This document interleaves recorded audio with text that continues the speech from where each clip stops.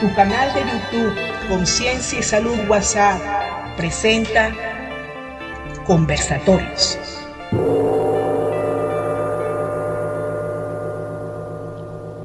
Buenos días, buenas tardes o buenas noches, dependiendo del lugar del mundo desde donde nos escuches. Les habla Valeriano Sánchez, máster en bioenergía y terapia floral. Les doy la bienvenida a este conversatorio a través del grupo WhatsApp Conciencia y Salud. Gracias por su presencia y espero que este conversatorio sea de su total agrado y beneficio. El tema de hoy es la radiónica. Para iniciar el tema quiero contarles mis experiencias personales en el uso de la radiónica. Mi inicio en la radiónica fue en el año 1995. Había estudiado varios libros de radiónica, biomagnetismo y geomancia, y estaba muy interesado en conseguir un equipo de radiónica para incursionar en esta disciplina. Me habían comentado acerca de una persona que fabricaba equipos radiónicos y fui a verlo. El taller electrónico quedaba en la Candelaria, cerca de San Bernardino, y el nombre del fabricante es Manuel Fernández, quien fabricaba, entre tantos equipos radiónicos, los famosos conos violetas con circuitos para crear campos magnéticos de protección. También era el técnico personal del Dr. Sestari. Él me ofreció un equipo de radiónica de 9 diales y un potenciómetro de 4 posiciones de escala. El equipo funcionaba en forma pasiva o activa, es decir, sin o con electricidad. Comencé a usar el equipo con mucho éxito con los pacientes y al poco tiempo, al año, en 1996, una paciente me solicitó ayuda para utilizar el equipo y ayudarla a vender una casa que quedaba en afuera de Caracas, en el sector llamado Oripoto. Yo le solicité alguna pieza metálica de la casa, como alguna llave, algún tornillo, y ella me consiguió un par de llaves. Coloqué las llaves en el equipo para que me hicieran un puente energético o que fueran canal para usar la energía sobre la llave y que repercutiera en la casa. Y empecé a irradiar las llaves mediante las ondas electromagnéticas del equipo, ajustando los diales. Al cabo de 3 semanas, la casa estaba vendida. Lo que pasó fue que la persona me pagó por mi servicio muchísimo menos de lo que me había prometido. Y como no hice contrato escrito, no me quedó más remedio que aceptar. En el año 97, un año después, me volvió a pasar algo parecido. Una señora tenía tiempo tratando de vender su casa en Santa Fe Sur, sin lograrlo. Y ella recurrió a mí por referencia, debido a que supo de la venta que había hecho el año anterior. Me pidió ayuda para vender su casa e hice el mismo procedimiento. Pero en esta oportunidad, yo también estaba usando el equipo radiónico para que me aprobaran un programa de terapias florales para los ejecutivos de Maravén, filial de PDVSA. Entonces yo alternaba el uso del equipo para el logro de ambos proyectos. Un día colocaba las llaves de la casa en el equipo y al día siguiente colocaba el logotipo de Maravén. Al cabo de 3 semanas me llama la señora, dueña de la casa, y me dice que ya consiguió el cliente interesado y que firmaría la venta la siguiente semana. Cuando le pregunté a ella quién era el comprador, ella me dijo que era un ejecutivo de Maravén. Caramba, me dije. Y me di cuenta que el equipo hizo puente entre ambos testigos. Sus energías se cruzaron, permitiendo el enlace entre ambos proyectos. Por supuesto, a mí también me dieron el proyecto de Maravén, pero la señora me pagó solo el 10% de lo que habíamos acordado. Entre otras cosas, esta fue la razón por que no volví a ofrecer mi servicio en radiónica para ayudar a vender propiedades. Porque la gente no cumple su palabra y quizás lo pudiera hacer solo en caso de tener un contrato firmado, y aún así. De todas maneras, he seguido usando el equipo para diferentes proyectos y he tenido muy buenos resultados. 2 años después, conseguí un equipo inglés de la marca Bruce Copen para elaborar y sintetizar vibracionalmente elementos químicos y medicamentos homeopáticos. El equipo Bruce Copen trae un pozo para colocar una solución energéticamente neutra, que puede ser agua. Este agua va a ser cargada con las vibraciones seleccionadas con los diales del equipo. También trae un manual de más de 50 páginas con todos los índices numéricos para cada uno de los medicamentos y productos. Les voy a indicar cómo se preparan en este equipo los diferentes remedios. Por ejemplo, si quiero seleccionar el medicamento Lycopodium, coloco en el pozo un gotero con agua. Busco en la tabla el número que le corresponde y ajusto los diales del equipo con ese número. En este caso, el número para Lycopodium es el 42411.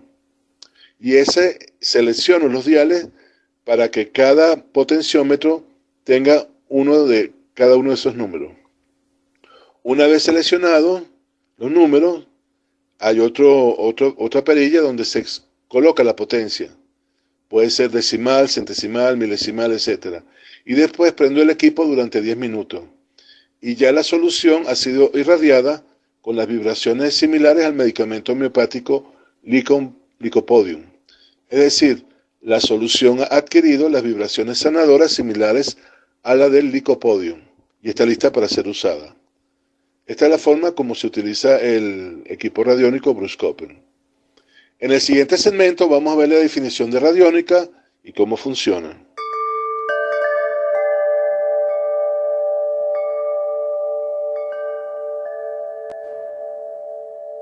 ¿Qué es la radiónica y cómo funciona? Según mi concepto personal, la radiónica es el método de irradiar vibraciones a personas o elementos para modificar su nivel de energía mediante el uso de dispositivos o equipos. Cuando se modifican los niveles de energía de las personas o elementos, se armonizan y se desbloquean interferencias negativas. Con esto se consiguen mejorar la salud y hacer armonizar los procesos de vida. Los equipos radiónicos pueden ser diversos, desde aquellos que utilizan elementos electrónicos, magnéticos, hasta aquellos que utilizan gráficos y planos. Todos los equipos tienen básicamente el mismo funcionamiento que voy a describir. Primero, se toma un elemento que haya formado parte de la persona a la cual se desea radionizar. Este elemento puede ser una gota de sangre, una uña, un trozo de cabello, una foto, etc., que contiene las mismas vibraciones de la persona a ser radionizada. Este objeto se llama testigo. El testigo va a servir de puente entre el equipo y la persona a radionizar. El testigo recibirá las vibraciones irradiadas y por resonancia y ley de correspondencia la transmitirá a la persona que está siendo radionizada. Esta también es la base de la antigua magia simpatética, o más conocida como vudú. Segundo paso que se hace es, se coloca el testigo en el espacio que el equipo tiene reservado para dicho fin. Generalmente este es un pequeño espacio, puede ser de metal o de plástico, que está embobinado por su parte exterior del recipiente, con cables de cobre. Una vez colocado el testigo en el envase, se seleccionan los diales del equipo que corresponden a la vibración a ser usada.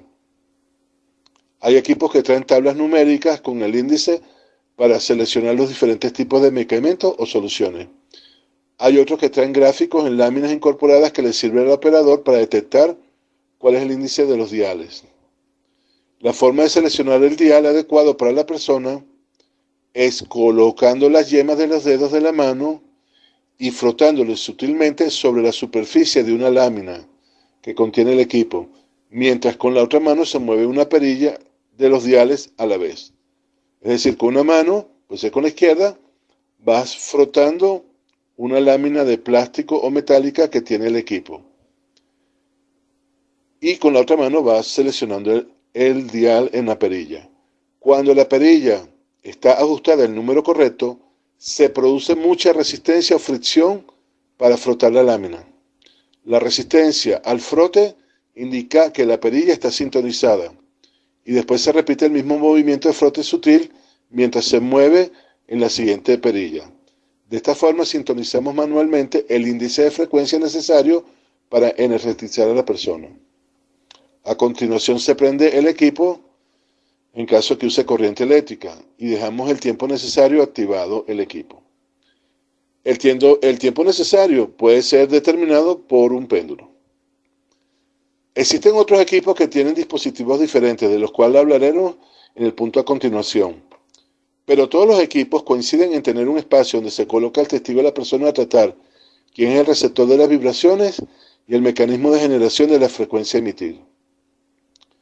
Algo importante que he notado usando los equipos radiónicos y que hay que tomar en cuenta es que aunque los equipos radiónicos funcionan por sí mismos, la presencia activa y la atención permanente del operador mejora su rendimiento. De alguna forma, la energía del operador potencia los resultados del equipo. A continuación, les hablaré sobre una parte muy interesante de la radiónica, que es su origen y quiénes fueron sus creadores y pioneros. Veremos sus vidas, éxitos, fracasos y persecuciones. Estás escuchando Conversatorios. Los orígenes de la radiónica. En este punto expondré cuáles fueron los orígenes de la radiónica y sus principales pioneros. A principios del siglo XX, los descubrimientos en física y electricidad permitieron muchos desarrollos humanos. Los conceptos energéticos de la naturaleza se hicieron más flexibles y se pudo explicar la transformación de masa en energía, del tiempo, del espacio, de cómo un pensamiento y emociones como el miedo pueden desencadenar una cascada de reacciones en el cuerpo físico. Se incorporó la electricidad y la electrónica en muchas áreas, incluyendo la medicina, y es cuando aparecen los primeros equipos radiónicos y los investigadores pioneros en esa área. Como toda disciplina disruptiva, la radiónica atrajo la atención de un gran público de admiradores, de detractores y sobre todo de intereses opuestos a ella. Y como dijo un gran sabio, para saber si tu invento tendrá éxito, no te preguntes a cuántos beneficiará, pregúntate a quiénes dañará y sabrás el nivel de obstáculos que tendrás que superar. Comencemos entonces este segmento con quien se considera el padre de la radiónica, el doctor Albert Abrams. Los orígenes de la radiónica se atribuyen a un distinguido médico norteamericano, el doctor Albert Abrams. Él nació en San Francisco el 8 de diciembre de 1863 y murió el 13 de enero de 1924. Se graduó con honores en la Universidad de Heidelberg, Alemania, y a su regreso fue nombrado profesor de patología y luego director de estudios médicos en la Universidad de Stanford, California. El doctor Abrams fue elegido vicepresidente de la Sociedad Médica del Estado de California en 1889 y se convirtió en presidente de la Sociedad Médico-Quirúrgica de San Francisco en 1893. Para el cambio de siglo se había convertido en un respetado experto en neurología. En 1904 fue nombrado presidente de la Policlínica Emanuel en San Francisco. El doctor Abrams descubrió los principios básicos de la radiónica al identificar los patrones únicos de energía en una forma casual. Esto ocurrió percutiendo el abdomen de sus pacientes. Se dio cuenta que al percutir el abdomen de sus pacientes con cáncer, que estaban situados en dirección al este, el sonido de la percusión cambiaba radicalmente. Cuando cambiaba la dirección del paciente con cáncer, el sonido regresaba a su sonido natural. En los pacientes sanos no ocurría esto. Y esto llamó su atención y comenzó a investigar. El doctor Abrams se había especializado en neurología y desarrolló una técnica llamada espondiloterapia o reflexología espinal. Con esta técnica buscaba sanar las enfermedades usando las conexiones de los nervios que conectan la columna vertebral con los diferentes órganos y vísceras.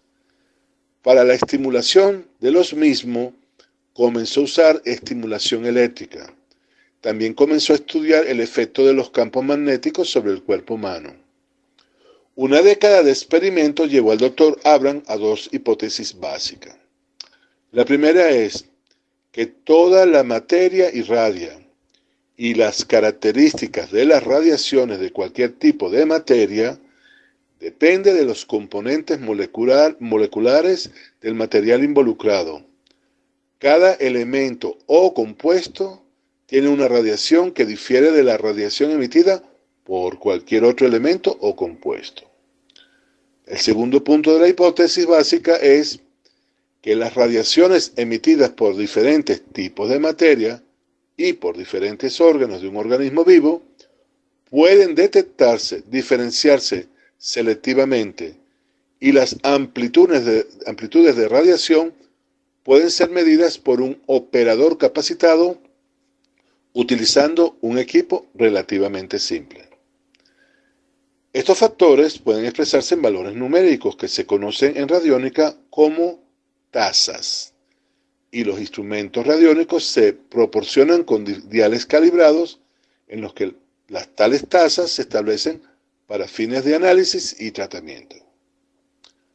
A este nuevo concepto de tratamiento lo llamó radiónica, cuyo nombre proviene de las técnicas básicas que emplea el instrumento: radiación y electrónica, radiónica. También se cuenta que en esa época estaba en auge el uso de la electricidad, y por lo cual el Dr. Abrams diseñó y construyó varios tipos de equipos radiónicos. En un esfuerzo por servir a las personas a distancia, el Dr. Abrams experimentó con muestras de sangre y descubrió que la sangre transporta todas las radiaciones del cuerpo y por lo tanto podría usarse como un sustituto a la presencia real del paciente en una sala de examen. Estas muestras de sangre se colocaron en una copa de metal que el Dr. Abrams llamó dinamizador, el cual calentó con electrodos y se conectó al sujeto sano. Este sujeto sano se conectó a un equipo que construyó llamado reflexófono y luego se conectó también al equipo, al testigo. Un asistente sintonizaría los diales del reflexófono mientras el médico percusionaba el abdomen del testigo, y las reacciones registrarían cómo los ajustes en los diales, llamados tarifas, modificaban la percusión en el abdomen, el sonido de percusión. La muestra de sangre fue un testigo holográfico para el paciente. Básicamente se requiere un enlace de energía con el paciente y se puede llamar un testigo radiónico. Hoy en día muchos practicantes de radiónica usan fotografías, muestras de cabello y manchas de sangre como testigos. Con la sangre en la copa de metal conectada al sujeto sano, las pruebas de diagnóstico realizadas en ese sujeto produjeron los mismos ajustes y medidas que los que prevalecían cuando el paciente del cual se había extraído la sangre estaba personalmente presente y conectado con los controles del equipo. También creó un equipo llamado oscilosclasto. El equipo de tratamiento de Abrams evitó deliberadamente calentar los tejidos, ya que estaba más diseñado como una terapia de frecuencia. El equipo de Abrams permitía elegir entre 11 frecuencias diferentes. Este era el equipo llamado osciloclasto. Hay que mencionar que el Dr. Abrams fue atacado por una parte del gremio médico, a los cuales le parecía que su método era fraudulento, pero no pudieron neutralizarlo por el gran prestigio que tenía. El siguiente pionero de la radiónica fue George Lakhovsky. Él nació el 17 de septiembre de 1869 y murió el 31 de agosto de 1942. Fue biólogo, ingeniero y científico ruso. Se dedicó ampliamente a la aplicación práctica de la medicina vibracional. La suposición de Nikola Tesla de que todo se compone de vibraciones fue lógicamente la motivación que impulsó a Lakhovsky, que concluyó que las células enfermas también emiten vibraciones u oscilaciones.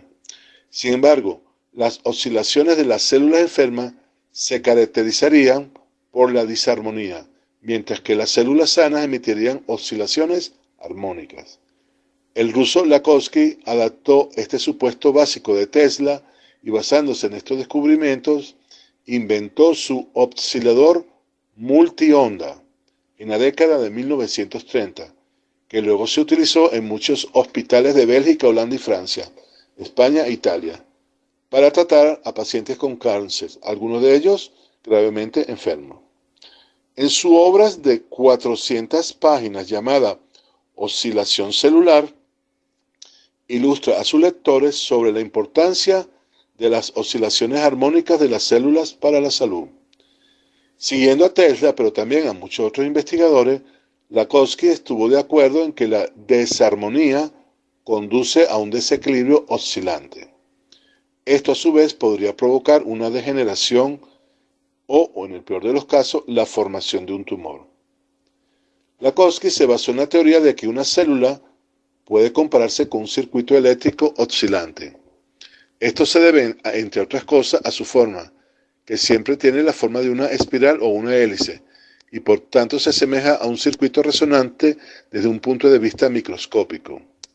Cada circuito oscilante es capaz de emitir y recibir radiaciones electromagnéticas en una determinada frecuencia y amplitud. Esta radiación electromagnética es específica para cada tipo de célula. Si se altera el equilibrio entre la emisión y recepción, puede aparecer enfermedades.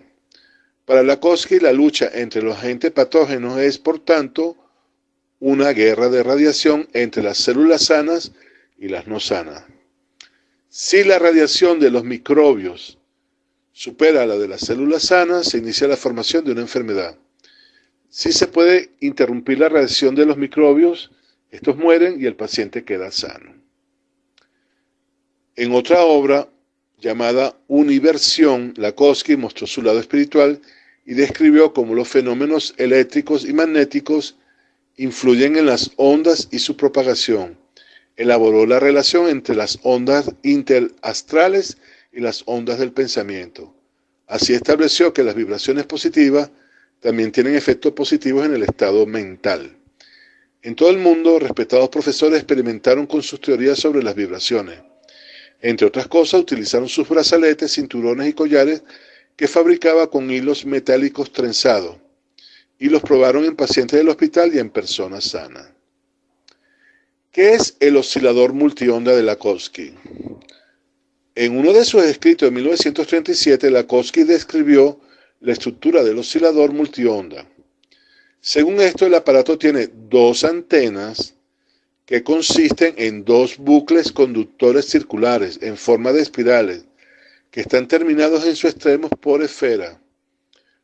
Los huecos entre los bucles de los conductores son de 180 grados cada uno.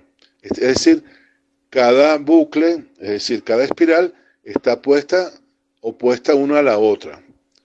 Además, el aparato tiene un transformador Tesla que se supone que funciona como un excitador para crear los campos magnéticos que emiten estos bucles o estas espirales que son una especie de tubo mental en forma de espiral. El paciente se sienta entre los dos espirales metálicos en una silla para recibir las radiaciones magnéticas. Según su inventor Lakhovsky, el oscilador multionda debe ser capaz de generar ondas electromagnéticas de alta frecuencia y emitir diferentes longitudes de onda al mismo tiempo. Lakhovsky utilizó el dispositivo principalmente para el tratamiento con pacientes de cáncer.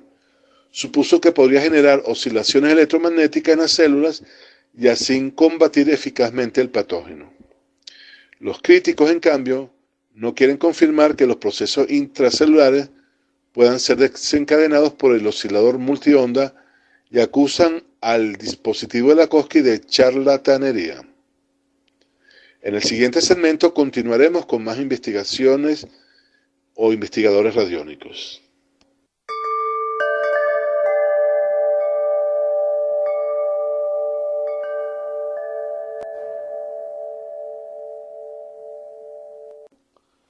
Continuamos con los pioneros de la radiónica. Toca el turno a la doctora Ruth Brown. Otro pionero de la radiónica fue la doctora Ruth Brown. Ella nació en Colorado el 21 de octubre de 1891 y murió el 13 de marzo de 1965. Fue alumna y colaboradora del doctor Abrams. Fue practicante de medicina alternativa, quiropráctica y defensora de la radiónica americana. En 1935 diseñó un instrumento de diagnóstico y tratamiento utilizando códigos numéricos como niveles de frecuencia vibratoria que, según ella, podían curar a cualquier paciente del mundo, simplemente con una muestra de sangre. En 1960 presentó una serie de fotografías de diferentes órganos utilizando la energía emitida por los mismos sin que el paciente estuviera presente. Estas imágenes se asemejarían a las que hoy en día se obtienen por medio de la tomografía. Su trabajo dio origen a la posibilidad de utilizar como testigo una muestra de sangre del paciente para dar tratamiento a distancia.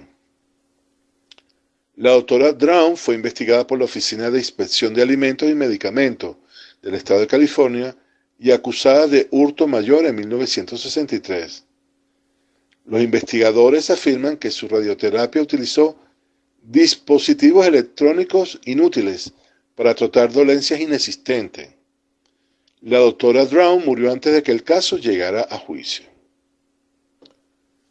Otro investigador y pionero fue el ingeniero George Delaware. El siguiente pionero de la radiónica fue George Delaware. Nació el 19 de agosto de 1904 y murió el 31 de marzo de 1969 en el norte de Inglaterra. Fue un ingeniero inglés poseedor de una mente ingeniosa e innovadora. Diseñó varios instrumentos de radiónica basados en la experiencia acumulada por la doctora Brown y el doctor Abrams. Condujo profundas investigaciones sobre las ratas o rates o códigos numéricos. A los nuevos instrumentos de diagnóstico se les llamó caja negra. Utilizó el concepto en homeopatía de que las plantas poseen un campo electrodinámico y que pueden emitir radiación, y esto fue incluido en el desarrollo de nuevos instrumentos para el tratamiento con radiónica. Los dispositivos inventados por Delaware, según él, podrían identificar síntomas como toxinas, fracturas, desequilibrios de secreciones. También afirmó haber inventado una cámara que podía detectar y curar enfermedades por control remoto. En junio de 1960, Catherine Phillips, una ex clienta descontenta que dijo que su salud se había arruinado al utilizar el instrumento de diagnóstico de Delaware, lo demandó ante el Tribunal Superior. En particular dijo que la caja no podía tener los beneficios que Delaware afirmaba. Delaware dijo que su dispositivo operaba por encima del plano físico y que la caja solo se utilizaba como foco del pensamiento. Después de 10 días de discusión, el juez finalmente falló a favor de Delaware, pero consideró que la caja era falsa. Delaware fundó los laboratorios Delaware en Oxford, donde investigó y construyó muchos dispositivos radiónicos. Los laboratorios Delaware cerraron en 1987. La mayoría de los artefactos radiónicos tienen paradero desconocido. Sin embargo, la cámara radiónica fue entregada a Marcel Boyel del Instituto Physics Research en San José, California, y Vogel y Dan Willis realizaron extensas pruebas y ensayos con la cámara. El investigador Marcel Vogel murió en 1992 y desde entonces se desconoce el paradero de la cámara. El siguiente investigador es el ingeniero Malcolm Wright. Malcolm Rye nació cerca de Manchester en 1913 y falleció en 1979. Se interesó por la medicina homeopática al enfermar de joven y no obtener resultados con la medicina convencional. Fue comandante de la Marina Real Británica durante la Segunda Guerra Mundial. Se interesó por los trabajos de Abrams, investigando la radiónica en colaboración con médicos durante más de 15 años. Fue alumno de Donald MacDonald, Forbes y Franklin Spink, influyendo en el movimiento homeopático entre las décadas de 1940 y 1970. En principio no le interesaba mucho la radiónica, porque más bien era un practicante de homeopatía, pero a partir de los años 50 se dedicó plenamente al desarrollo de equipos y terapia. Tenía formación como ingeniero electrónico. El auténtico logro de Rye fue la de reproducir remedios con patrones geométricos. Para ello colocaba agua con lactosa y sacarosa sin sustancia activa alguna, y cuando lo alineaba correctamente, producía un remedio homeopático de cualidades sorprendentes. De este modo se dio cuenta que se podían reproducir los patrones de fuerza en tarjetas gráficas con el equivalente al remedio o la causa. Se han llegado a crear más de 10.000 tarjetas de este tipo. Algunos confunden este tipo de patrones con mandalas o representaciones simbólicas. En la apreciación de Rye son auténticas réplicas del patrón energético respecto al campo magnético, sobre 7 círculos concéntricos con un número variable de líneas divisorias en posiciones específicas que señalan hacia el centro. El uso de las tarjetas de patrones hechas en tinta magnética cambió el rumbo de sus trabajos y de los instrumentos que desarrolló posteriormente. Asimismo le dio un nuevo rumbo a la radiónica. Veamos el equipo de Rye. El analizador magnetogeométrico de Rye utiliza tarjetas con diseños geométricos en lugar de las típicas tazas de los diales. Este se compone en 2 partes. En la parte principal hay 3 ranuras que representan 1. Ubicación, por ejemplo, el pulmón. 2. Factor, por ejemplo, infección. Y 3. Corrección, por ejemplo, el tipo de producto o homeopatía que puede ser usado. Cada ranura tiene su propio interruptor de control y el conjunto dispone de un dial para el control de la potencia. La otra parte que está conectada es donde se colocan los diagramas intercambiables de análisis y tratamiento. Estos se van introduciendo en las ranuras, donde se incorporan las diferentes tarjetas, y sobre el diagrama por medio radiestésico se determinan y anotan las variaciones respecto a los índices adecuados. En primer lugar, se introducen las tarjetas de centros y estructuras por orden. Hay miles de cartones representando las estructuras, nombres de enfermedades y remedios. Este instrumento, como todos los de Rye, no requiere de electricidad, ya que funciona con magnetismo. Para finalizar, en el siguiente segmento les contaré sobre 2 investigadores e inventores que fueron masacrados por una persecución judicial inclemente. Estás escuchando Conversatorios.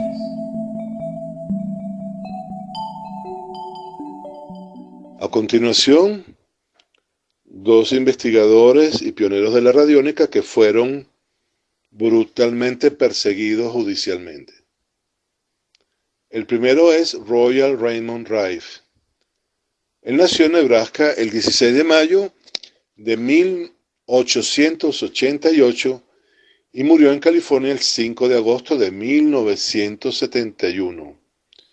No se sabe con certeza qué tipo de estudios cursó, pero de hecho existe una patente de 1929 sobre una lámpara de alta intensidad para microscopio, registrada por él.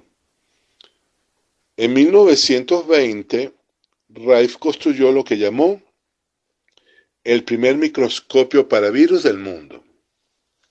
En 1931 afirmó haber construido el microscopio universal, un tipo de microscopio óptico que, según él, tenía ampliación de imágenes de hasta 60.000 veces su tamaño real, muy superior a la de cualquier microscopio de su tiempo. Según Rife, él identificó la firma espectral de cada microbio que investigaba. Esto lo hacía girando un prisma de cuarzo para enfocar la luz en una longitud de onda específica sobre el microorganismo examinado. Luego seleccionaba la longitud de onda en la cual vibraba o resonaba, igual que la firma espectral del microbio, basándose en la idea de que cada molécula oscila en su propia frecuencia distintiva.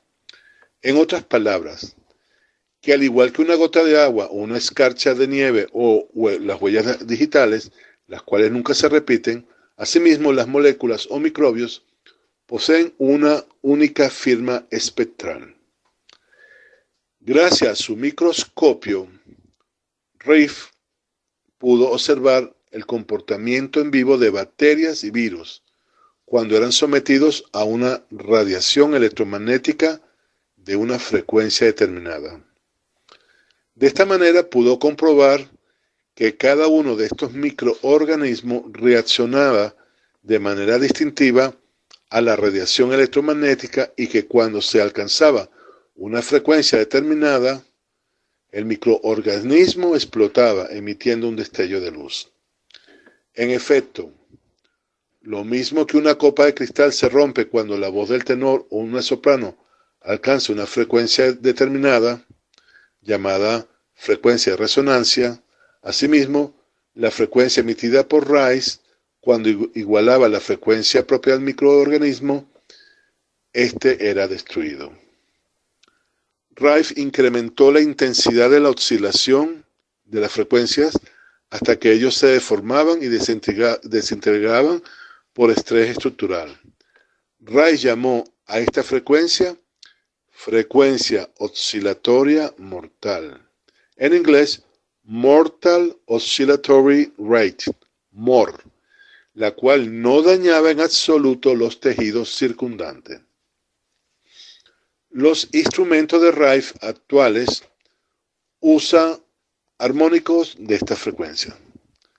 En mecánica ondulatoria, un armónico es el resultado de una serie de variaciones adecuadamente acomodadas en un rango o frecuencia de emisión denominado paquete de información.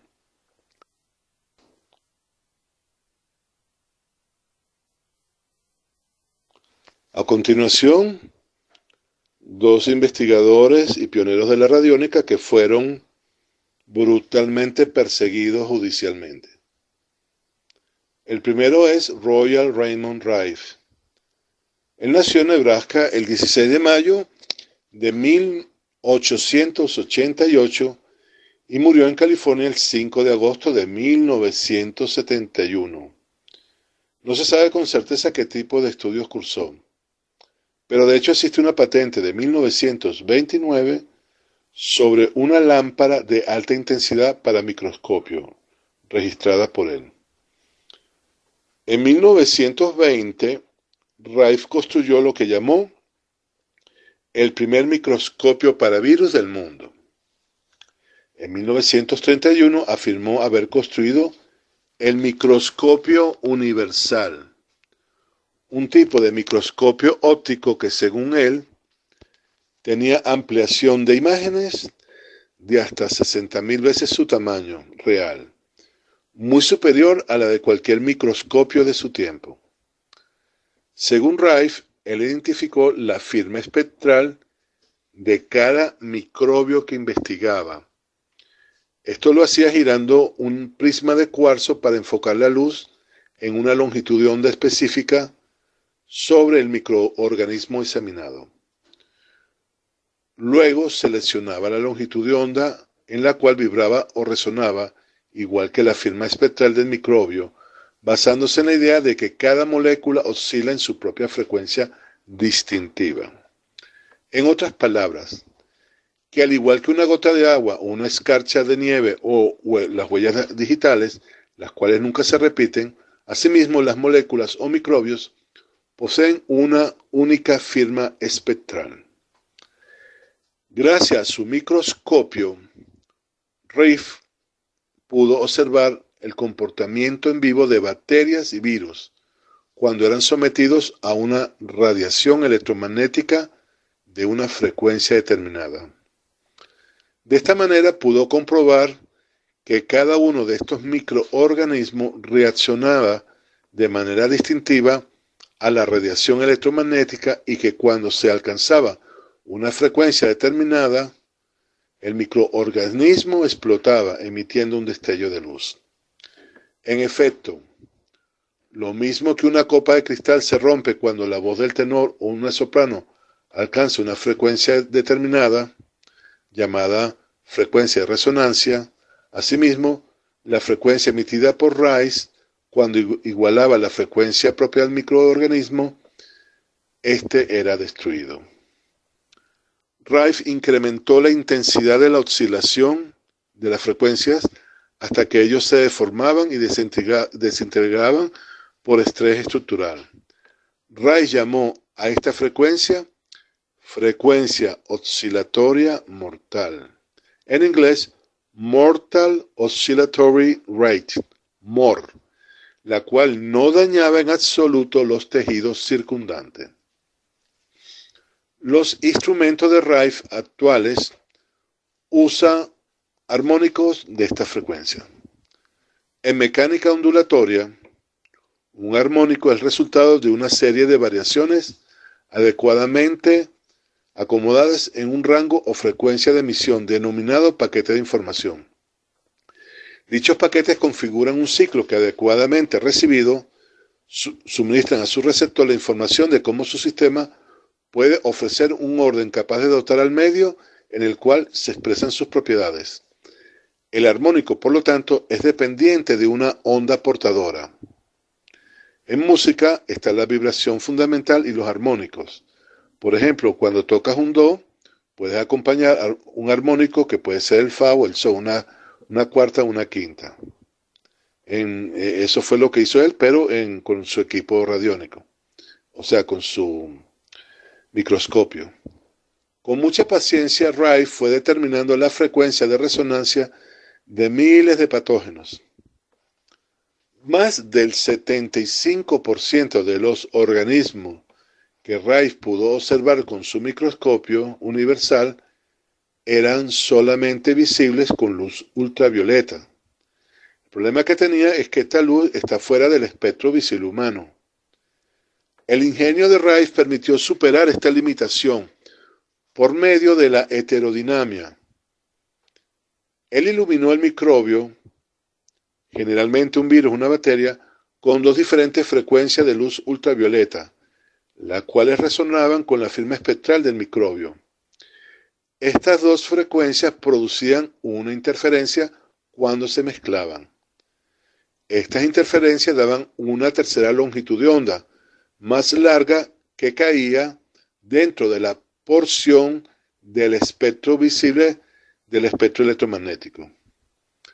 Así fue como Rife hizo visibles a los microbios invisibles sin matarlos, algo que los microscopios electrónicos de hoy en día no pueden duplicar. Igualmente, Rife determinó las MOR de algunos virus inductores del cáncer, a los que llamó Cryptozoides primordiales. Le tomó a Rife muchos años hasta que descubrió la frecuencia que específicamente destruían herpes, polio, meningitis espinal, tétano, influenza y un inmenso número de otros organismos productores de enfermedades peligrosas. En mayo de 1932, el doctor Arthur Kendall, director de investigaciones médicas de la Universidad de Northwestern, que un año antes se había asociado con Rife, realizó una conferencia ante la Asociación Estadounidense de Médicos y Cirujanos en la Universidad de Johns Hopkins.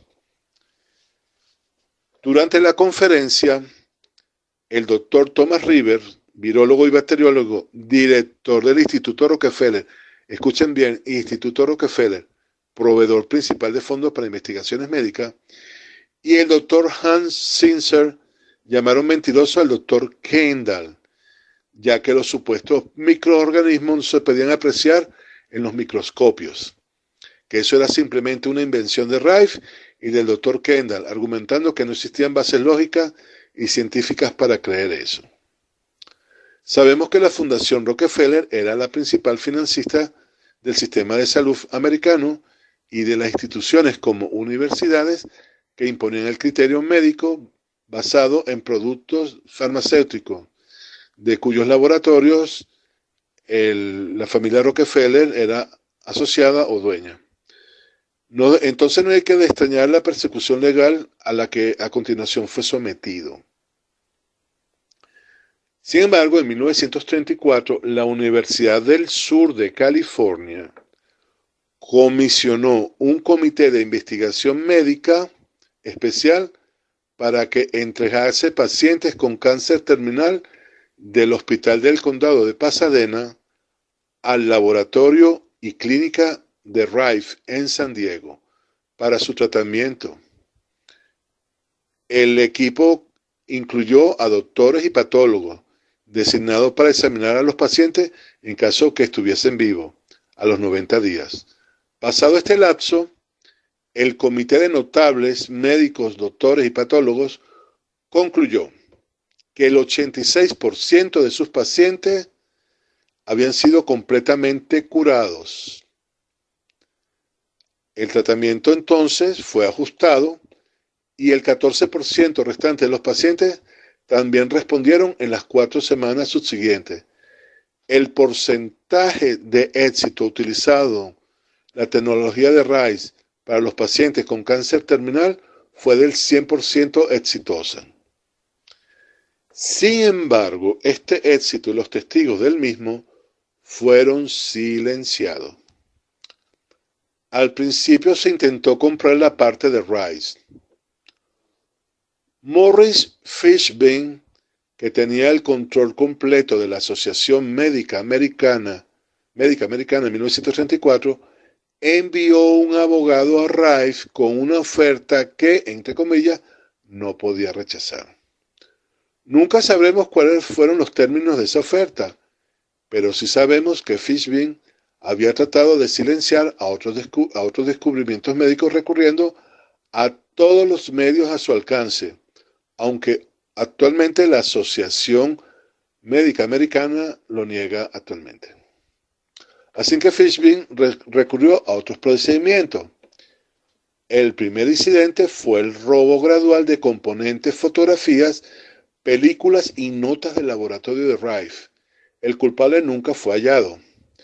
Entonces, mientras Rife se preocupaba por reproducir sus datos perdidos, parte de las 5.682 piezas del microscopio universal fueron robadas. Poco antes, un incendio intencional había destruido el multimillonario laboratorio Bronet en New Jersey, donde científicos se estaban preparando para anunciar la confirmación del trabajo de Rife. Pero el golpe final vino luego, cuando la policía confiscó ilegalmente lo que le quedaba de los 50 años de investigación de Rife. Entonces, en 1939, representante de una familia que controlaba la industria farmacéutica puso una demanda contra la empresa Vin Ray Corporation. Esta era la única compañía que fabricaba los instrumentos de frecuencia de Rife, en la cual Rife no era socio. La industria farmacéutica perdió la demanda, pero esa demanda legal tuvo el efecto deseado. La Vin Ray Corporation fue a la bancarrota debido a los gastos legales. Y durante la Gran Depresión, esto significó que la producción comercial de los instrumentos de frecuencia de Rife cesaran completamente. El siguiente paso fue desacreditar o comprar a los testigos de los éxitos de Rife. Así, el Dr. Kendall, el director de Northwestern School of Medicine, quien trabajó con Rife en los virus del cáncer, aceptó casi $250,000 para retirarse repentinamente a México. Esta era una suma exorbitante en épocas de la depresión. El doctor George Duck, otra figura prominente que colaboró con Rife, fue silenciado con una enorme donación junto con los honores más altos en la Asociación Médica Americana, que pudo otorgarle, la asociación le pudo en los honores más altos para que él se callara. Entre zanahorias y palos, cada uno, excepto el doctor Koch y Milbank Johnson, se dieron por vencidos con el trabajo de Rife y volvieron a prescribir fármacos. Finalmente, las revistas médicas, sostenidas económicamente casi totalmente por las compañías farmacéuticas y controladas por la Asociación Médica Americana, rechazaron publicar cualquier artículo respecto a la terapia Rife. Por consiguiente, una generación entera de médicos nunca oyó hablar de los adelantos de Rife. Al llegar a este punto, Rife cesó de producir y consumió la última tercera parte de su vida sumergido en el alcohol. Así aliviaba el dolor y su frustración por la mitad de un siglo de esfuerzo inútil ignorado, mientras el sufrimiento innecesario de millones continuaban para provecho económico de unos pocos. En 1971, Rife murió por una combinación de Valium y alcohol a la edad de 83 años. El otro inventor más perseguido fue Wilhelm Reich. El doctor Wilhelm Reich nació en Dosarnica, Galicia, Imperio Austrohúngaro, el 24 de marzo de 1897 y murió en Leesburg, Pensilvania, el 3 de noviembre de 1957. El doctor Reich fue uno de los primeros colaboradores de Sigmund Freud hacia 1922. Mostró gran entusiasmo por las teorías de Freud, en especial en lo relativo a la sexualidad. Sin embargo, pronto saltaron muchas diferencias entre Reich y Freud. Quizá la más importante fue el conflicto entre las posiciones de autoridad que a ambos gustaban ostentar, cuestión de ego. Pero en el plano teórico también se fueron alejando progresivamente y tuvieron la ruptura definitiva en el momento que Reich tuvo ideas propias sobre el tema. Al contrario que Freud, que fue dejando de un lado el instinto sexual y la dicotomía placer-dolor para centrarse en otros conceptos como el instinto de muerte, Reich llevó el tema de la sexualidad y la psique al extremo, llegando a afirmar el principio económico en contradistinción con el tópico y el dinámico, que se mantuvieron como los pilares de las diferentes escuelas psicoanalíticas. Para Reich, el sexo y el trabajo entretienen una relación bioenergética, por lo que sostuvo inicialmente las siguientes dos tesis principales. La salud mental de una persona se puede medir por su potencial orgásmico. Vaya. Esto quiere decir que un individuo psíquicamente sano disfruta del sexo libremente, sin trauma o inhibiciones, y una persona neurótica no. Freud y sus acólitos se fueron, según Reich, acomodando al lado de sus divanes, aplicando tratamientos interminables de charloterapia. Reich prescindió de estos métodos para volcarse al contacto con el cuerpo físico. Uno de sus descubrimientos consistió en el hecho de que las personas no neuróticas manifestaban lo que él llamó reflejo de orgasmo, consistente en el movimiento involuntario, incontrolable y repetido de la cadera a la hora de la descarga orgásmica. Reich comenzó a fijarse en las actitudes y movimientos corporales de sus pacientes y se dio cuenta de que los tratamientos psicoanalíticos convencionales de la época, según su opinión, eran muy poco eficaces porque el paciente poseía una tendencia terrible a esconderse en sí mismo, o por decirlo de otra manera, las barreras psicológicas del paciente tendían a perpetuarse inconscientemente. En cierto modo, las personas tenían miedo a romper sus bloqueos porque eran incapaces de sentir el placer de la distensión, de relajarse, de dejarse llevar. Debido a la persecución de los judíos en Europa y siendo el judío, decide emigrar en el año 1939 a Estados Unidos, donde comienza su etapa radiónica.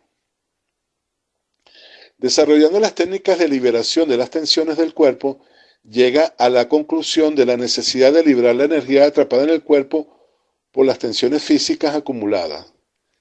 El desarrollo del concepto de esta energía necesaria lo lleva a crear el término de orgón.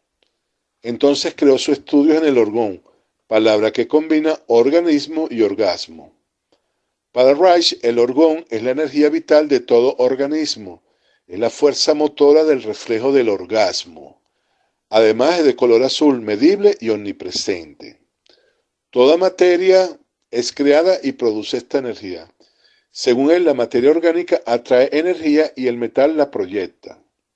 Entonces se le ocurrió crear un equipo que acumulara energía y que la proyectara a sus pacientes para sanar enfermedades que eran productos de carencia energética. En 1940 construye el primer acumulador de energía orgónica, que básicamente era una caja de madera grande con revestimiento interno de metal, láminas de metal, con una puerta por la cual entraba el paciente y se sentaba en una silla. Después se cerraba la puerta, había una ventana para la ventilación en la misma puerta y el concepto era que la madera iba a absorber la energía orgónica y el metal la iba a proyectar hacia adentro. Y de esta forma el paciente iba a recibir los beneficios de la energía orgónica. El objetivo de Reich con este equipo era fluir la energía en el cuerpo de sus pacientes. Enfermedades como el cáncer para él no eran más que acumulaciones de orgones negativos, por lo que experimentó con enfermos terminales de cáncer creyendo que podía ayudarlos. Creó el Instituto del Orgón, su editorial y el Orgonón, el hogar del acumulador de orgones y un centro de investigación. Cabe señalar que los resultados de sus investigaciones solo han podido ser replicados por sus seguidores, en ningún caso por escépticos. Desarrolló la terapia llamada vegetoterapia caracteroanalítica, concebida para liberar las tensiones de la coraza caracterológica, producto de los impulsos sexuales y emociones reprimidas. Cada individuo se crea una coraza mediante hábitos corporales y actitudes, con el fin de protegerse tanto del mundo externo como de sus propios deseos e instintos. Él creía que la armadura corporal, tabúes incomplejos, no le permitía a las personas alcanzar un orgasmo completo y por ello no podían liberarse de sus represiones. Escribió que cuando la sesión era exitosa podía ver las olas de placer atravesando el cuerpo de sus pacientes, lo que llamó el reflejo orgásmico. Reich afirmó que la coraza corporal se encuentra dividida en 7 áreas o sectores. Estos sectores forman bandas alrededor del cuerpo en su área y en esa banda se estanca la energía. En orden cefalocaudal, las áreas son las siguientes: ojos, boca, cuello, pecho, plexo solar, cintura, pelvis y genitales. Reich decía analizar estas áreas en cada individuo y ayudarle a desbloquearla para que la energía o el orgón pudiese fluir nuevamente. El desbloqueo era realizado mediante masajes, movimientos, danza, música y ejercicio.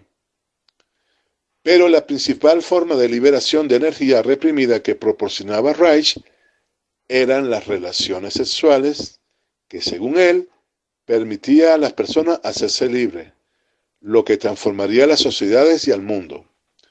Con este propósito instaló varias clínicas sexuales, repartió preservativos y abogó por el sexo, incluso entre adolescentes. Esta es una de las razones del por qué continuó la persecución legal sobre él, sobre todo en una época de extrema moralidad. Fue perseguido e investigado por el FBI ya que había pertenecido al ala del Partido Comunista en los años 20 y porque había escrito libros sobre temas tabúes para épocas como la sexualidad. La madrugada del 12 de diciembre de 1941 a las 2 de la mañana, Reich fue sacado de la cama por agentes del FBI y llevado a Ellis Island, Del expediente de Reich, así como de las investigaciones efectuadas antes y después de su detención, resultaba del todo evidente que nada permitía situar a Reich bajo los preceptos de el Acta de Enemigos Externos, Enemy Alien Act. Hasta el 5 de enero de 1942 no se dictó su libertad condicional. Aunque se había utilizado contra la obra de Reich, el procedimiento de denuncia a la policía ya antes en Europa nunca antes había sido detenido. En 1942 compró una granja en el estado de Maine, la cual llamó Orgonon, donde se dedicó a crear más acumuladores y otras invenciones relacionadas con la energía orgónica. Sus emprendimientos atrajeron la atención de la Administración de Alimentos y Medicamentos, la FDA, que en el año 1947 acusó al austriaco de estar detrás de un fraude de primera magnitud. Las autoridades también sospechaban de que Reich podía estar promoviendo actividades sexuales ilícitas. En 1954, la justicia ordenó la destrucción de 250 acumuladores y la incineración de toda obra de Reich, incluyendo La función del orgasmo y Psicología de masas del fascismo, un libro que había escrito en 1933 y que tendría un papel clave en las protestas de mayo del 68 en Francia. Wilhelm Reich murió del paro cardíaco en la cárcel de Lewisburg, en Pensilvania, Estados Unidos, 3 de noviembre de 1957.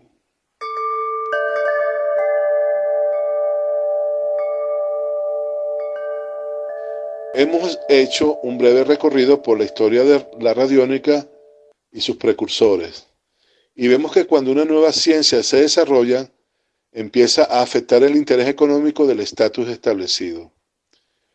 No ha sido un camino fácil, pero los actuales avances en la física cuántica indican que estos investigadores e inventores no estaban nada equivocados, solo era que no tenían el respaldo económico y político que le permitiera popularizar sus inventos.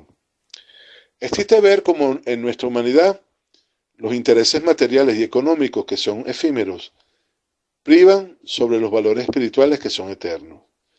Hemos invertido el orden. El aire sutil es el que mueve al agua, que mueve la roca, no al revés. La roca no mueve al aire, es decir, lo material no mueve a lo sutil. Por eso, al invertir el orden, estamos como estamos, en una crisis social humanitaria crónica. Pero estoy esperanzado, porque investigando la historia de estos personajes que creyeron en su verdad y dieron su vida en el intento de demostrarla, he constatado que su sacrificio no ha sido en vano. Actualmente existen cientos de empresas e investigadores muy acreditados alrededor del mundo usando tecnología de punta que tienen excelentes resultados en el desarrollo de equipos radiónicos y haciendo tratamientos con dichos equipos. Por mi parte, estoy muy contento de haber realizado este conversatorio. Deseo que les haya gustado y permitido conocer la ciencia radiónica como método para armonizar el cuerpo y la mente. Me despido atentamente de todos ustedes y hasta el próximo conversatorio. Les habló Valeriano Sánchez, máster en terapia floral y bioenergía.